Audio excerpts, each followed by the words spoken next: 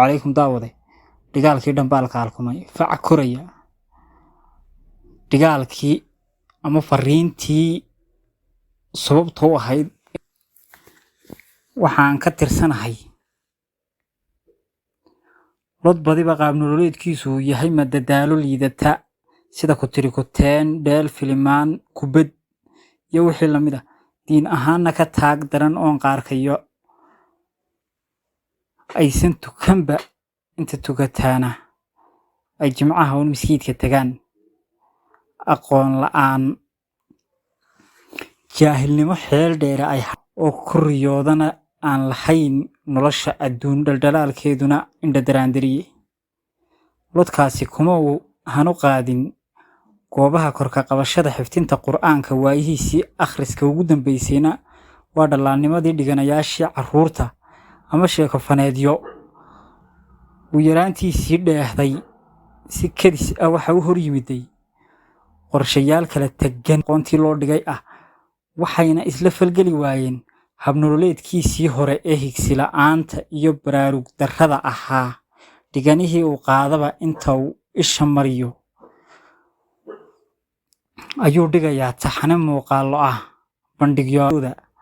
maagayaa damcayaa waxaana uu iska diiwaan gelinayaa bandhig aqooneed iyo 2 iyo 3ba waxaasoo dhanna waxa dheer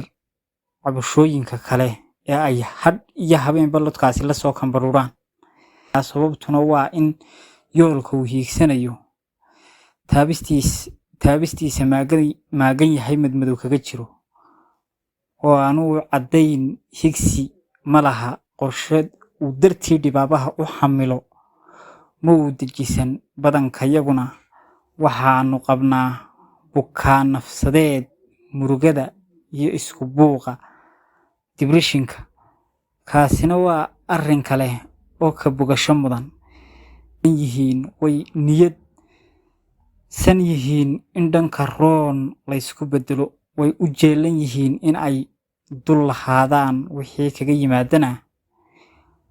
way awoodaan ilaahay ogolaanshihii balse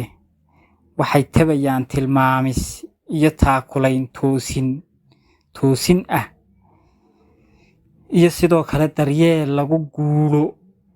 aniguna markii aan qaaday jidkan bandhigyada aqoonta waxtarka leh waxay lu qabtay fashilkayga aqooneedyadii habaysnaa aan la talaabsanayna waan ka go'ay aniga oo naftayda uga turaya cadaabista aanay ka soo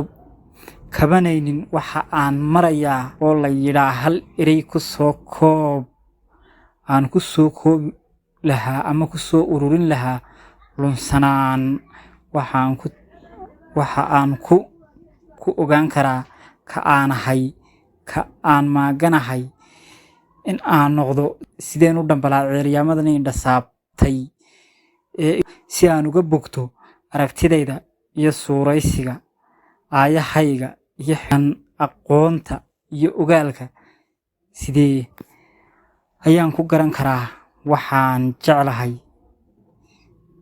iyo waxa aan ku habboonahay waan sugayaa warcelintaada ilaahayna aniga iyo adigaba ha ina waafajiyo uu dhammaaday weynow ilaahow